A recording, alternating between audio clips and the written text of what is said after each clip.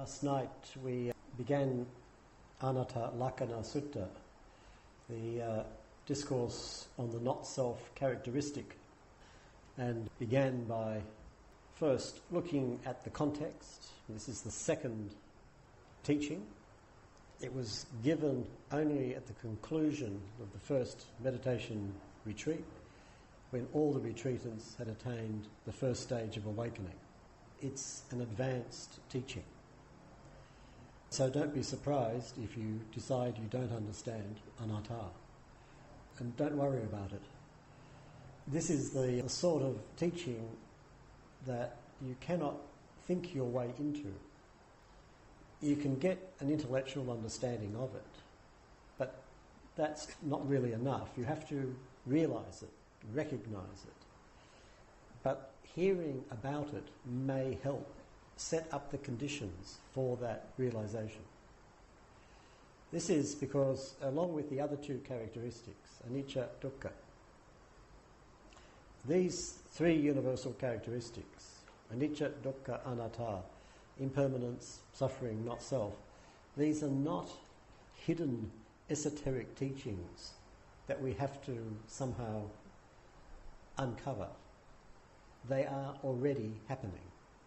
They have always happened. There's no possibility of them not happening. Things are already changing, and they've always already been changing. Things are already dukkha, unsatisfactory, and it's always been like that. And things have always been not self. It's always been like that. And one of the reasons why it's difficult to recognise them is precisely because we've never experienced anything else. So we think it's something special, but it's profoundly ordinary. The fact that it is so ordinary makes it so hidden, because we keep looking for the esoteric, the special. One writer gave the example of looking for impermanence. That the meditator hears that the understanding of impermanence is very important, so I better try to look for it. And he says it's like looking for a needle in a haystack. Are you familiar with that expression? A haystack is a huge thing of straw. And somewhere buried in there is a needle. And the meditator is a very patient, very hard-working, very determined person who's focusing precisely on the detail of experience, looking for that needle. And he reaches in, he pulls something out. No, that's not a needle, that's a piece of straw. Throw that away. He reaches in and he pulls something else out. He looks at it carefully. That is a piece of straw. If ever I saw a piece of straw, that is a piece of straw. He reaches in, another one. Definitely. Reaches in, another piece of straw. Oh, hopeless. Work, work, work. God, this is tedious, but one day, I'm going to find that needle. But one day, what the meditator realises is what he's looking for is the straw. That's what's important. The needle isn't important, it's the straw. It's the discovery of the obvious. These characteristics are both hidden but obvious. When you approach this, don't make it anything special out of it. Just look for what is already available. Are things changing or not? Become interested in change. One of the things that characterises the insight practitioner, as opposed to the serenity practitioner, is the insight practitioner is interested in change. I had a very good sitting earlier, and my next sitting was complete rubbish. No concentration, completely hopeless. If you're a serenity meditator, that's bad news. If you're an insight meditator, that's really interesting. It changes.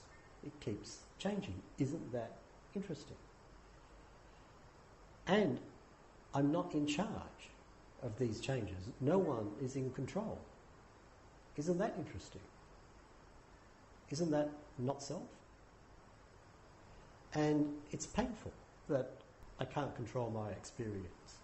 Isn't that dukkha? Just examine the experience and see what's there.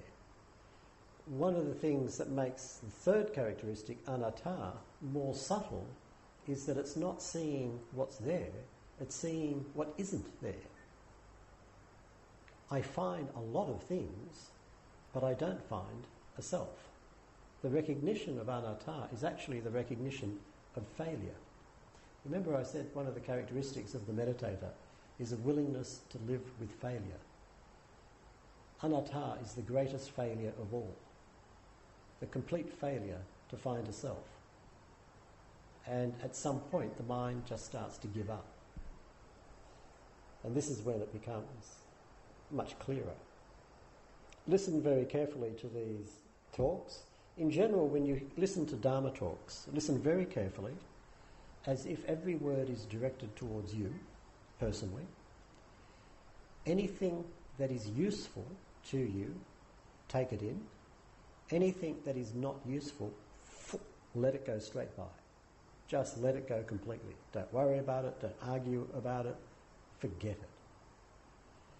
What you find is if you listen to teachings that are, let's say, advanced, and you can't quite get them, a year down the track, 5 years down the track, 10 years down the track, something happens and you realise that's what he was talking about. Got it. So just listen, absorb it, and forget it. Today we're going to continue with not self.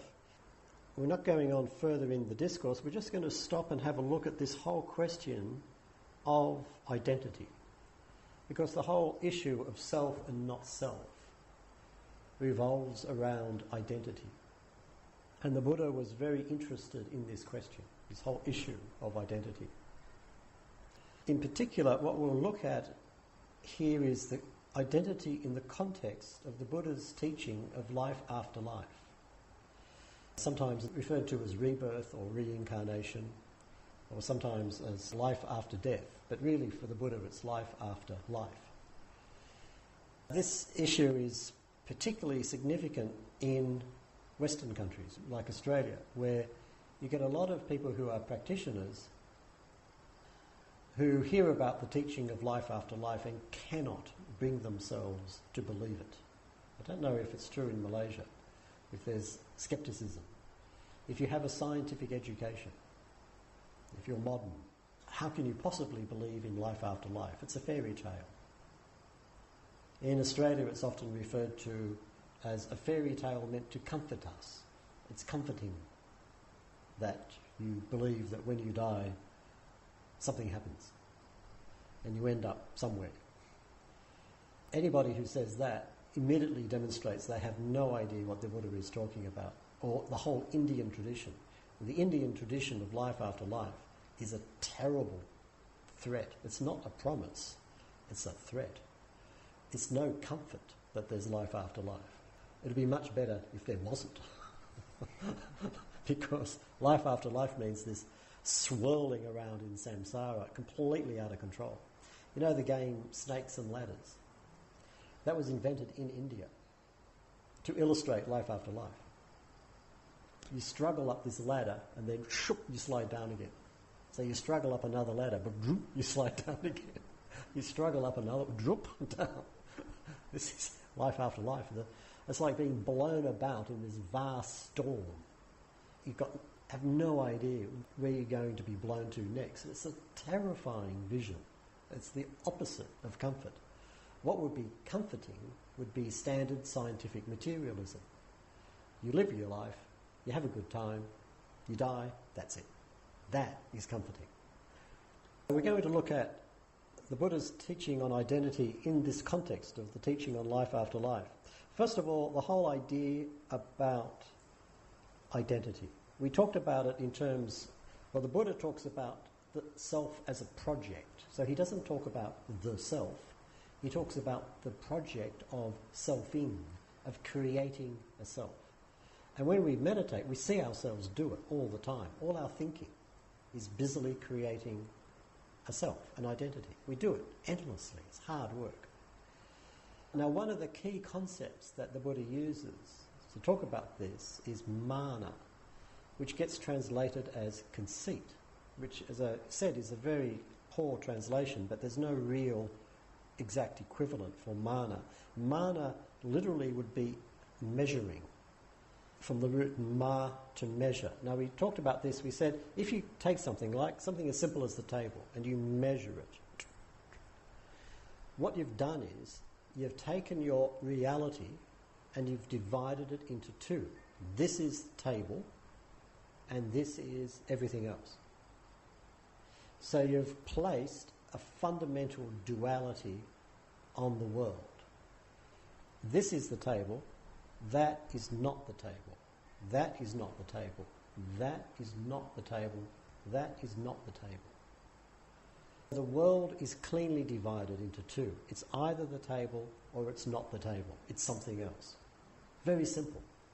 So identity and other. Self and other. Sameness, difference. Basic duality that comes about with mana, with measuring something off. So, either I am Patrick or I am someone else. Simple. Either I am Australian or I'm some other nationality. Either I am male or I am female.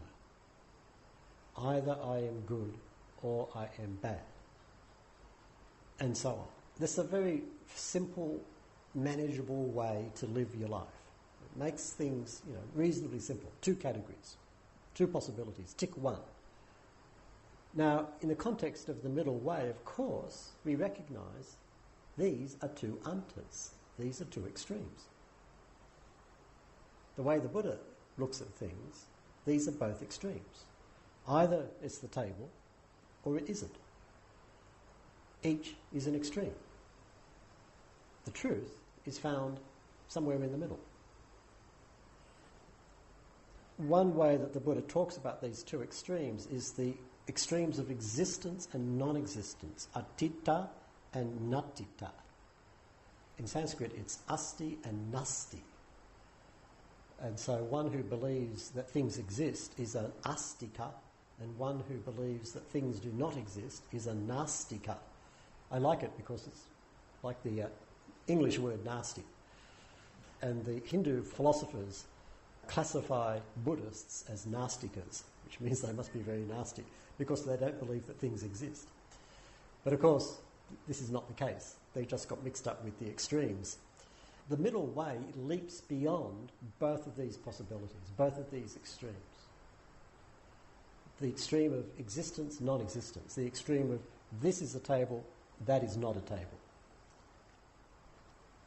Let's look at this in terms of identity, personal identity. One of the things that we talked about in terms of identity is that identity requires sameness over time, permanence, using the Buddha's language.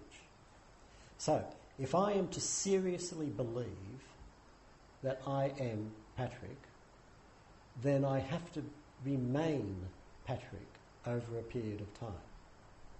When I wake up tomorrow morning, I can confidently expect to wake up as Patrick.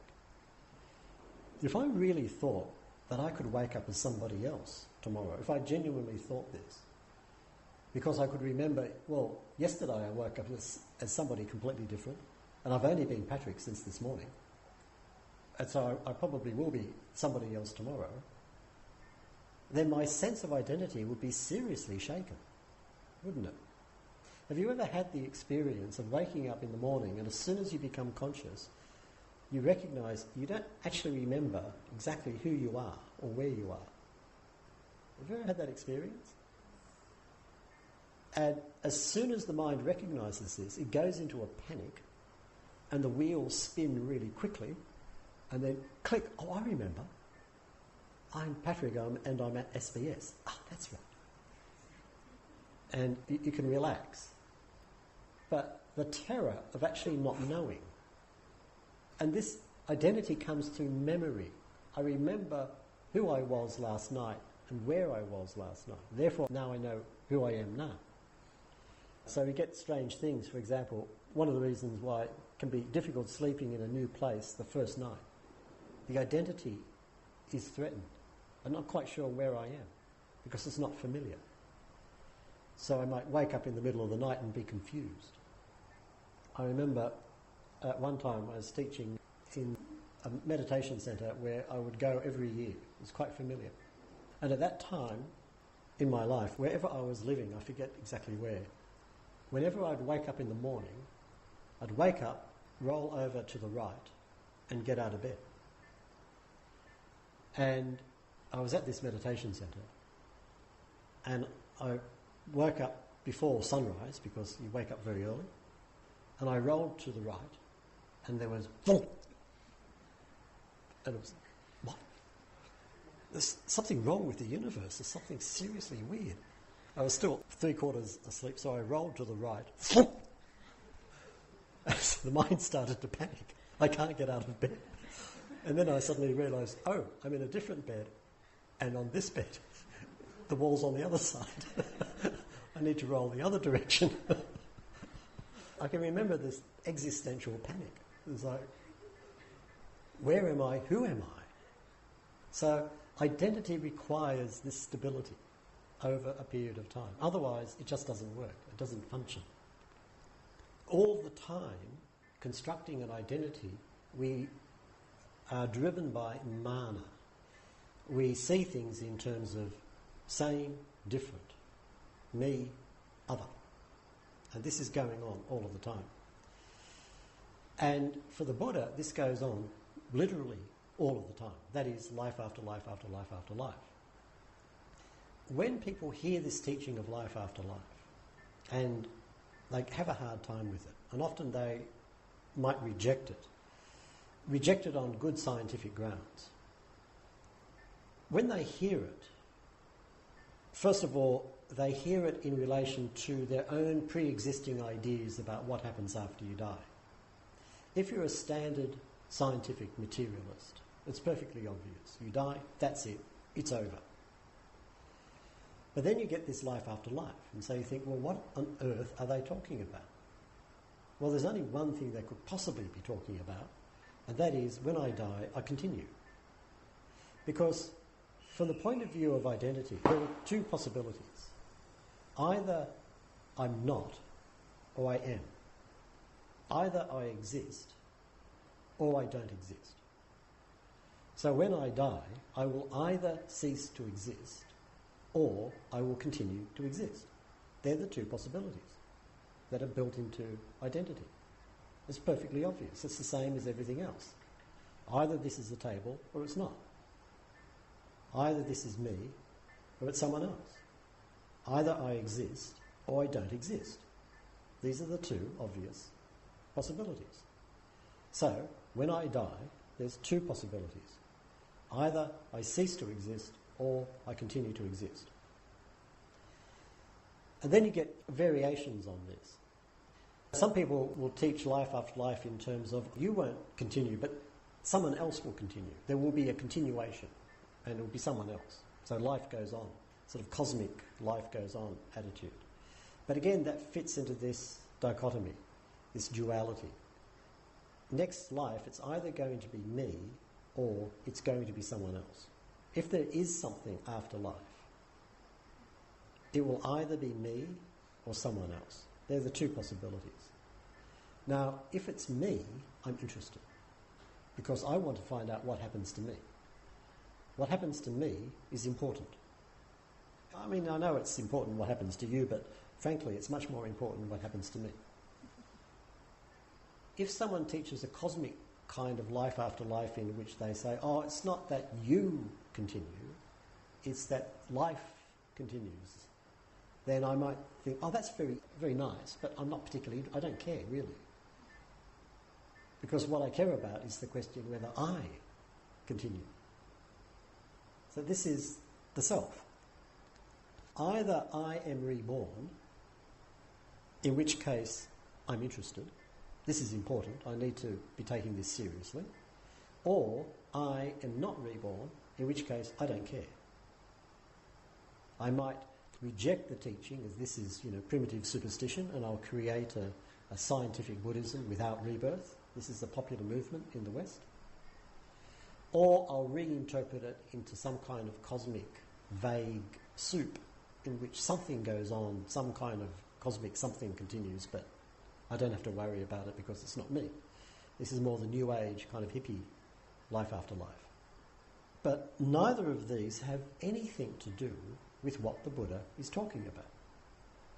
Because the Buddha comes from the basic assumption not of identity and therefore difference, but of the middle way, where both identity and difference are extremes, and both of them are wrong. The Buddha himself doesn't use the term, as far as I'm aware, he does not use the term rebirth.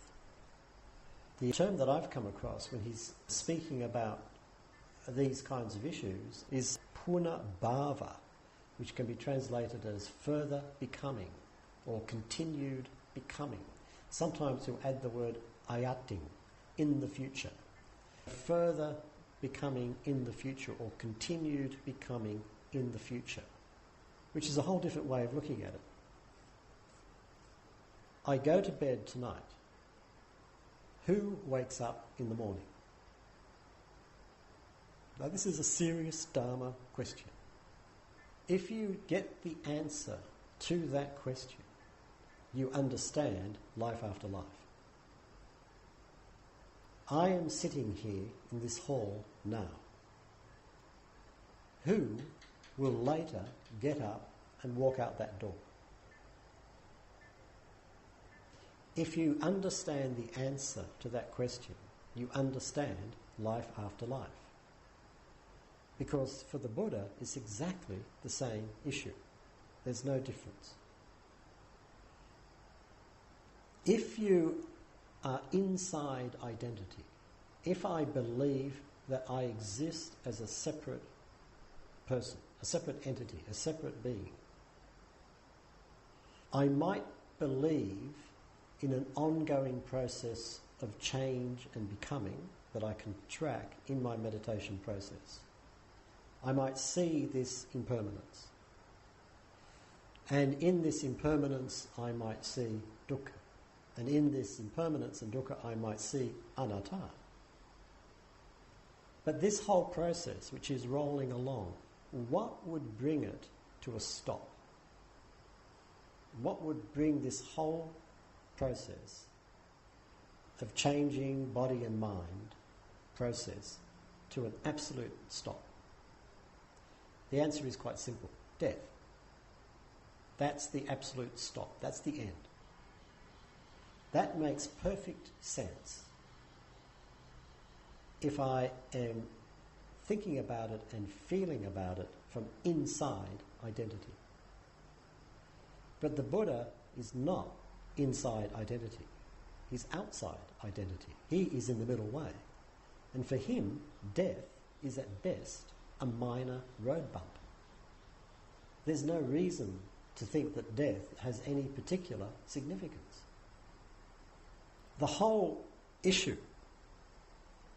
of life after life can be looked at either from inside identity or outside identity. The Buddha sees it from outside identity. If you look at it from inside identity, then certain questions necessarily arise and they must be answered. Who is reborn? That's a really important question. And who dies? Who is reborn? And how does it happen? These are really important questions. But these questions, all of them are variations of the fundamental question of the self, which is, but what about me? We're asking this question all the time. I see that you've taken a good spot in the meditation hall, but what about me? By the time I got here, all the cushions were gone. But what about me?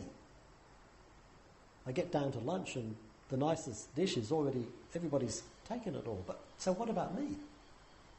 Everyone's making progress in becoming enlightened, but what about me? This is the fundamental question of the self. And questions like, but who dies? Who is reborn? Are just variations on the same question. And they make perfect sense from inside identity.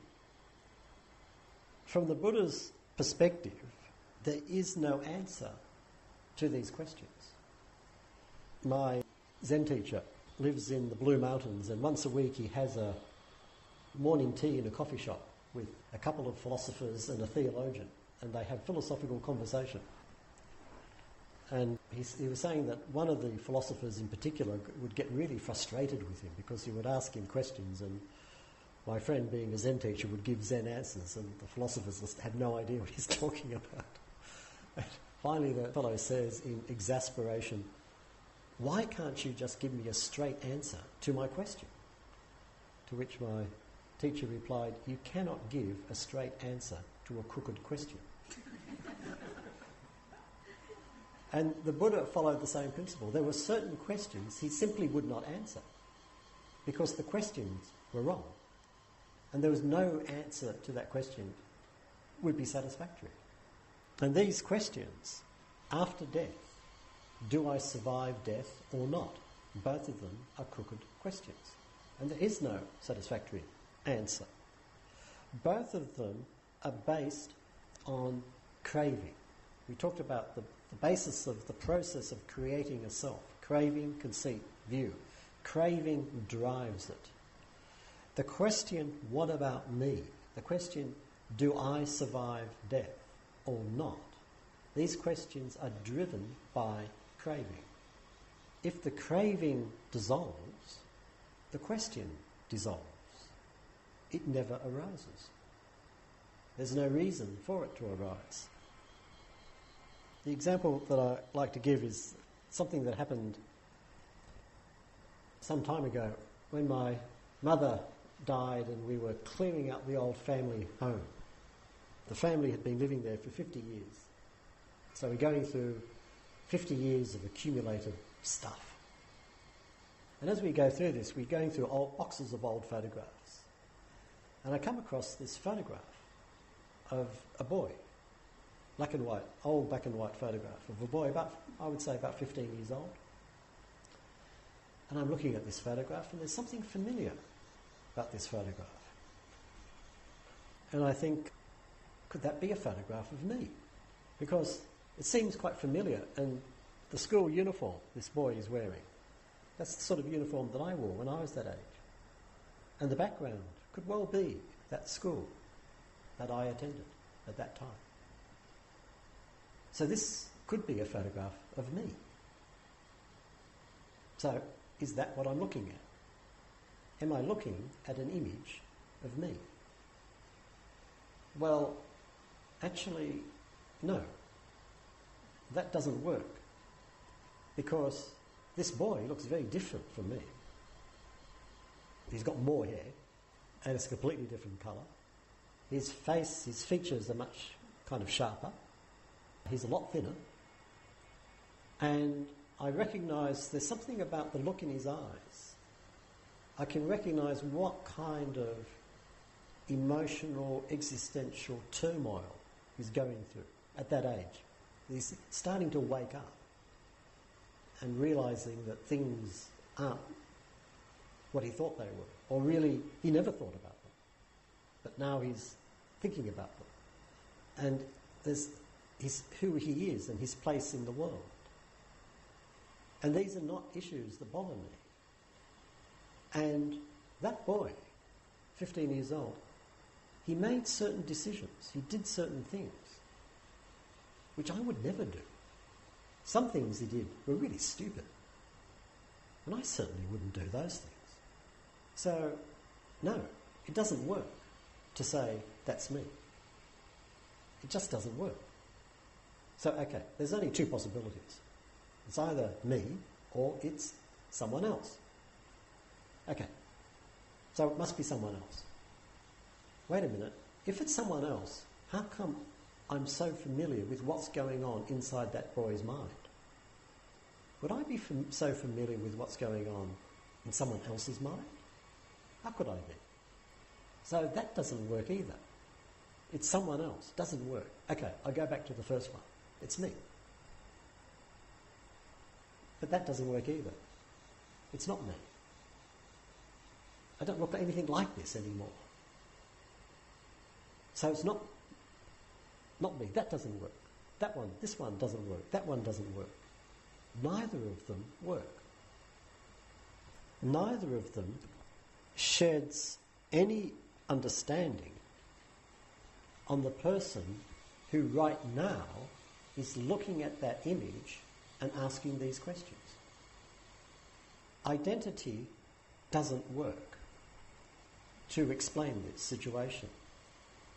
What works is cause and effect. Karma vipaka, action and its ripening. I look at that photograph,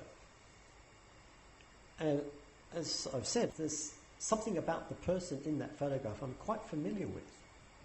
And I look at that photograph and I realise that the decisions that that 15-year-old boy made have resulted in a whole trajectory of experiences and events which end up with me sitting here in front of you tonight at SBS talking about this incident. If he had made different decisions, I would not be here giving this talk. You would not be here listening to it. Now, those of you who have done retreats with me before, has your meditation practice developed over those years? If you had never met me, what would have happened? Of course, your meditation practice would have developed, but it would have headed off in a different direction, because different teachers have different approaches and understandings and ways of communicating. So your lives would be different. Not necessarily worse, not necessarily better, but different. So the way you live now is in part conditioned by the decisions that that boy made all those years ago. And you've never met him. You have no idea of his existence. And yet your experience right now is to some degree shaped by what he did back then. Identity doesn't work to create understanding of what's happening now. Cause and effect does. That works. And this is the way that the Buddha approaches it. He doesn't see things in terms of identity, self, other. He sees things in terms of cause and effect, action and its ripening, or paticca samuppada, dependent arising. These basic teachings. This is the way that he looks at the world. I can see that the decisions made by that boy shape the world as it unfolds. The decisions made by this person now shapes the world as it unfolds. The decisions that you make shape the world as it unfolds. And this is an ongoing process. It does not come to a stop. Death is a minor road bump. The whole process just keeps going on. We could say this process of cause and effect goes on, rolls on and on and on and on and on, and that's it. It just keeps going on. But the objection comes up. Yes, okay, all this experience is rolling on and on, but whose experience is it? Is it mine?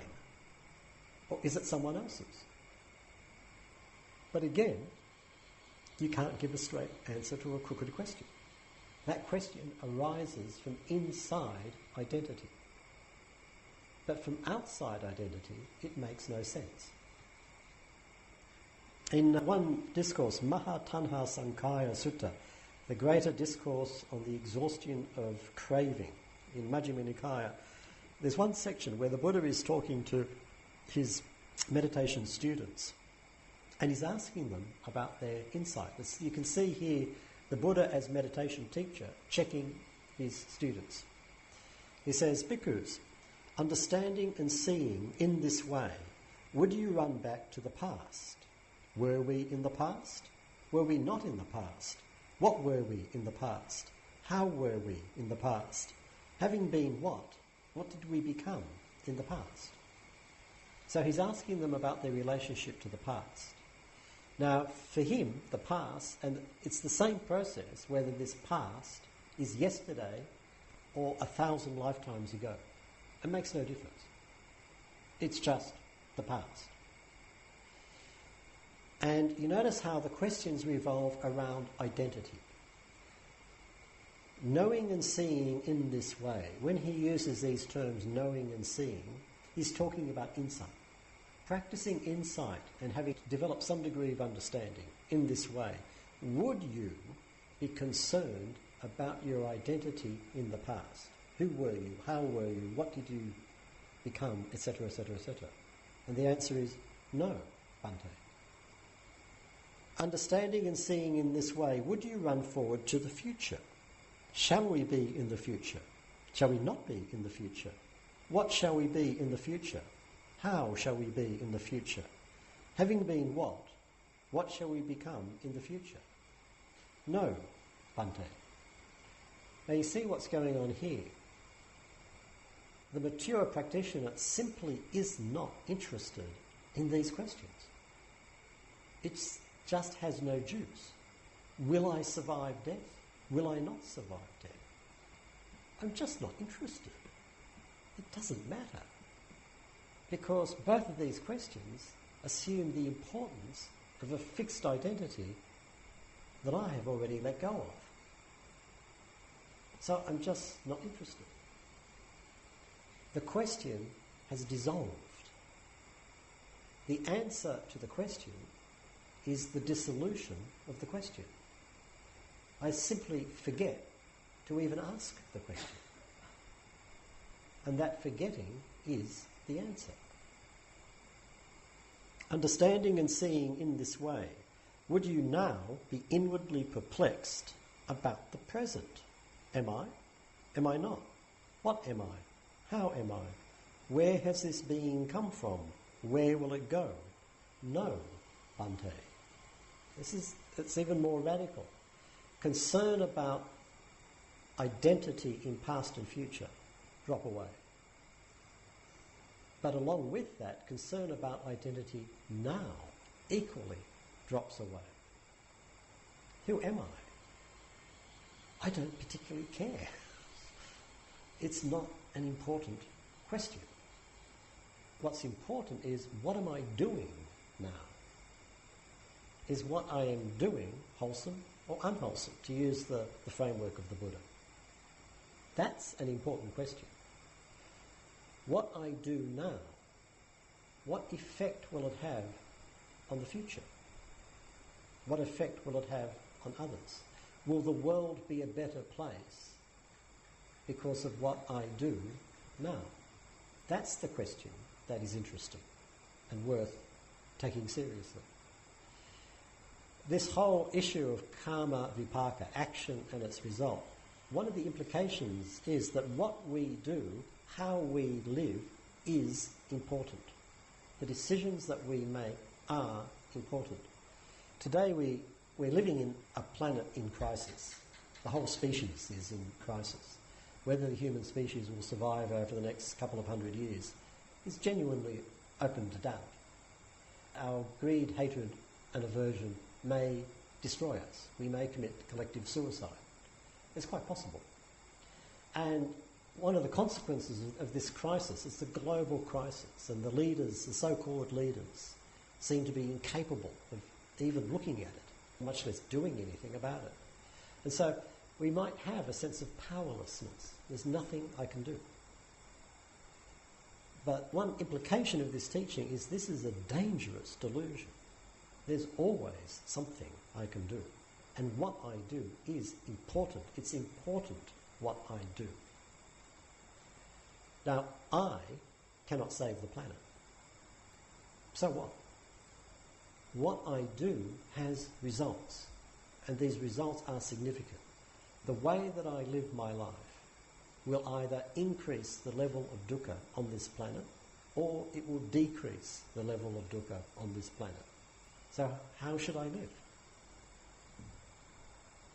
For the Buddha, action and its result, this is important. This is crucially important. That 15-year-old boy had no idea of the importance of the decisions that he was making at that time. He was far too caught up in himself to have any concept of this. But what he did has reverberated through the decades and will continue to have some kind of effect. And that is true for every single one of us. What we do is important. From the Buddha's perspective, what we do is important. Who we are is completely irrelevant. It's the action that is important. Now again, notice that here the Buddha is looking at the whole question of identity over time. And he doesn't specify the framework. Is he talking about a day, a week, a year, a decade, a lifetime? He doesn't specify, because the same answers hold true regardless. It's the same question with the same answer. Knowing and seeing in this way, would you be concerned about whether or not you will be reborn? No, Bhante. It just wouldn't bother you. We normally experience ourselves and our world through the duality of identity and difference, self and other. And this fundamental duality tells us what is important. I am important. My family is important.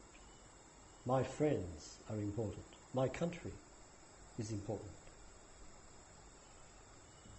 What the Buddha is saying is there's another way to live in which what's important is not identity but action. What I do is important. That's what's crucial. And what others do is important. That's what is crucial. And that is also the foundation for his whole idea of community. He talks about the Arya Sangha. The Sangha is the community. Arya means cultivated, noble, refined. Now, these are people who are cultivated, noble, refined because they practice the path. They work on themselves and they practice the path. And this is, in a sense, the Buddha's country. This is his nation, the Arya Sangha. And membership is open to everyone. Everyone who wants to join. Everyone who is prepared to make the effort to look at themselves and examine themselves, recognize what's going on, and make the appropriate changes and live in a better way. This is what is important for the Buddha, not the extremes of me, other. That's not important to him at all. Both of these he sees as extremes, where people get stuck. The middle way, the dynamic balance between the two, this is the realm of cause and effect. And this world just keeps rolling on and on and on. If we're looking for a resolution to this whole question of anatta, of not self, and what it means, and where I fit within it, where would I look for the answer? Where would I go looking for the answer? I would look here, in this mind-body, and I would look there, in this experienced world. But perhaps more importantly, when would I look for this answer? It would not come in the future or in the past. It comes now. Right now, we see into the nature of cause and effect, of things coming and going according to conditions. If we want to realize anatta, it's now and here that we search for the answer, not what might or might not happen in the future.